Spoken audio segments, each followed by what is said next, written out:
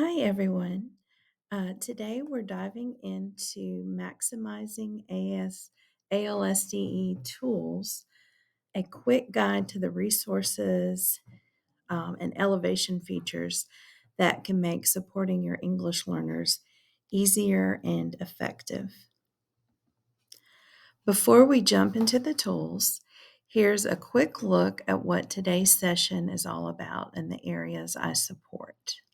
So we're going to look at Alex, Diggs, AMSTI, and Ellevation. I work with multiple regions across Alabama, so some of you may have seen me in your districts before. Here's a snapshot of the counties and schools that I serve. If you're not familiar with Alex, please go ahead and navigate to the Alex website and log in. If you do not have an account already, take a moment and sign up for one. These are Alabama specific vetted materials designed to meet the needs of all learners. If you need to, you can pause the video now. This homepage in Alex serves as a launch point for finding instructional resources, learning how to use the Alex platform, and staying connected with updates and professional learning opportunities. They have a link for a step-by-step teacher handbook and a link to all their videos. And you can also click to schedule a personalized professional learning session for your school or district. The second tab is the Teacher tab. This page is the starting point for finding ready to use instructional resources organized by Alabama course standards. This next tab is your personal workspace for building and organizing instructional materials with Alex. So you are able to create and edit your own collections. This tab is the starting point for finding ready to use instructional resources organized by Alabama standards. And this last tab lets you navigate the standards. You can see all the things that are retired, assessment frameworks, WIDA, ELD standards, so you can see some of the other materials. Now we're going to explore AMSTI. Their website is amsti.org. And the best part is you don't need a username or password. Anyone can access their resources. So once you're in the site, first let's look at the math resources section. This is where you'll find lessons, activities, and classroom tools that are ready to use. Inside your math resources, AMSTI provides teacher guides and planning resources that make it easy to implement lessons without starting from scratch. One that we're going to look at today is critical standards, but I encourage you to explore all the tiles because there are so many helpful resources available. So when you click on critical standards, it's divided into each grade span. You've got a K-5, a 6-8, and a 9 through 12. So these critical standards are the key focus that students must master to succeed in the next course. Research shows that 65 to 85% of your instructional time should focus on these standards. I clicked on the 6th through 8th, and if you look, this chart shows the critical standards for 6th, 7th, and 8th grade math. The pink shaded area are your critical standards. These are the key skills students must master to be successful in the next grade. The blue shaded areas are supporting standards. They reinforce learning and help students build towards mastery of these critical skills. So again, You want to do both, but your supporting standards are woven in to strengthen student understanding of those critical standards. Now let's look at science.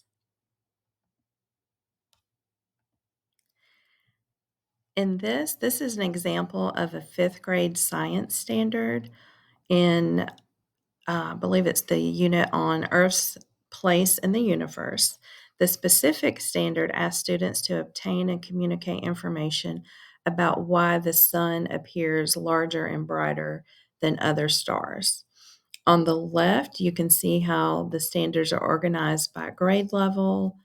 On the right, they are unpacked. Once you've chosen your standard, on the right, they're unpacked, and you can see it has the key academic vocabulary for instruction, key knowledge points students need to understand. So, this layout makes it easy to see exactly what to teach and the level of depth students need to master. Once you have decided or chosen your standard, if you have newcomer students who are literate in their home language or who have had schooling in their native language, you can change the standard, you can change the language of the standard and its unpacked content. In this example, I switched to Spanish. You can see how the vocabulary and lesson description are now in Spanish. This feature is helpful because newcomers, it supports them in helping both the content and language at the same time. On the next tab, the DLCS tab, this stands for Digital Literacy and Computer Science. I'm not going to go deep into too much of a deep dive here because every image on this page has a link to another set of resources to support coding, STEM activities, technology integration, podcasts. If you have time later, I highly recommend exploring these links. They're packed with ready to use materials and ideas. The next tab is engineering. Just like the previous tab, this page is full of clickable resources and information. One of the key items here on this page is the engineering reference guide, which gives you ideas and materials you can use to bring hands-on engineering into your classroom. The next tile is your AMSTI professional learning. Here you'll find a list of math and science professional learning opportunities. You can explore them in two ways. On the left, you'll see an AMSTI menu of services that gives a description of the courses, or you can look on the right, which has the AMSTI registration link. So once you know what you're interested in, you can connect to your regional in-service center to sign up for those trainings. And then the last tab is the ACES tab. This stands for AMSTI Center for Educational Support. So after you've completed your AMSTI training, you're eligible to order materials, and this last tab is where you'll do it. Keep in mind that kits are only available during certain cycles, so it's best to order any materials early. All right, so if you're not aware, the ALSDE Education Services has a live binder, and this is a collection full of helpful resources for teachers. One of the most valuable tools that I find valuable is the differentiated instructional guides, or DIGs, which support planning and instruction. So here's the main dig page where you can select your core subject area. And when you click on the core subject, you can view the entire dig or break it down by grade level. Right now we have digs for ELA, math, and science. However, social studies, the course of study was recently updated. So the DIG is coming soon, but they already have a curriculum guide for the course of study that you can check out until that DIG is available. So we don't have time to explore all the digs in depth, but I do want to take a closer look at one of them. So let's look at the ELA dig. And once you click on the page, if you see that first tile, you have the option to print the dig in its entirety, or you can choose the grade level that you need. So in this one, we're going to look at 11th grade ELA. And at the top, you can scroll through and find which content standard that you're working on. So I just chose the first one. So if you look at it, you've got your standard. On the left side, you have your learning objectives. And in the right column, it tells you what prior knowledge is needed to be successful with these learning objectives. So if you have a student that might be struggling or have some gaps in knowledge, luckily, you've got that right column that tells them what prior knowledge is helpful for them to understand that objective. And lastly, we're going to look at elevation. So, if you're not familiar with Ellevation, this is the platform we use for English learners. It's where we build our individual English language plans, our IELPs, and it also has a variety of strategies that can benefit your students. And if you're not teaching English learners, it still has valuable courses and strategies and activities that you can use with all your students. So, your email is your username, and some districts may use Clever or a single sign on. So, if you have trouble logging in, reach out to your ESL teacher or your EL contact in your district. So once you log into your Ellevation account, you will go to the Strategies tab. Here you have two options. You have the module pathways, which are your courses, and these guide you in supporting skills like um, academic, clarifying input. It has lots of courses for you to choose from. You actually have 34 different courses.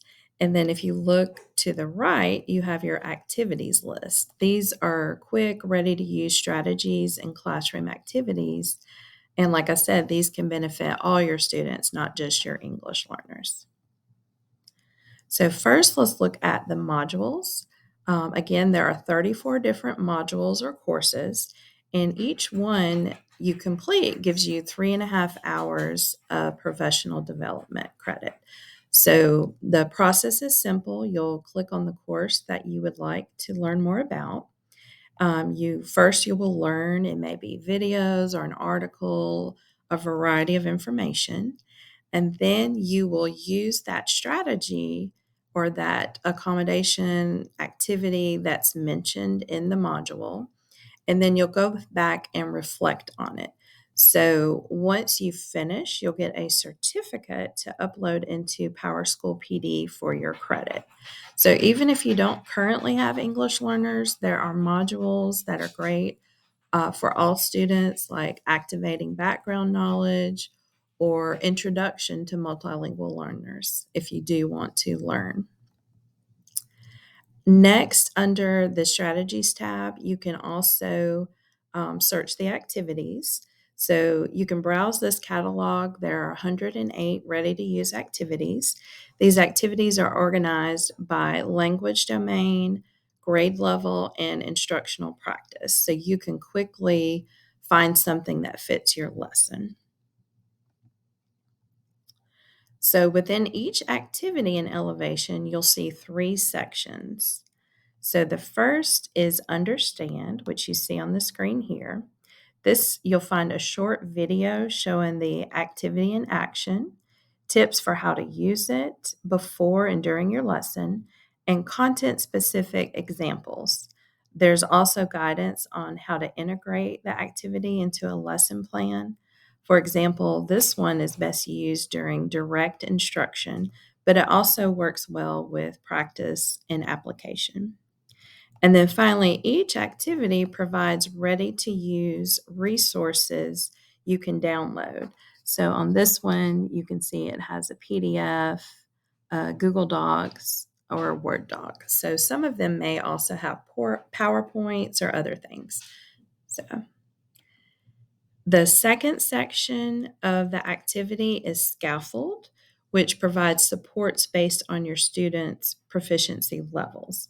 So, for example, at the high support level, your level 1 and 2 students, it gives you some information, maybe filling in a partially filled in graphic organizer or allowing sketches or the use of the native language. Then you have your moderate support, maybe your peer collaboration, conversation, and then what you could do with light support. If they may need some support with this activity, um, just so you know it's there. So this makes it easy to differentiate the same activity for all of your learners because some may need more support than others. And the third section of each of the activities is prepare. So this section gives you tips to make the activity successful in your classroom. You'll see quick tips, watch out fors, and evidence of success.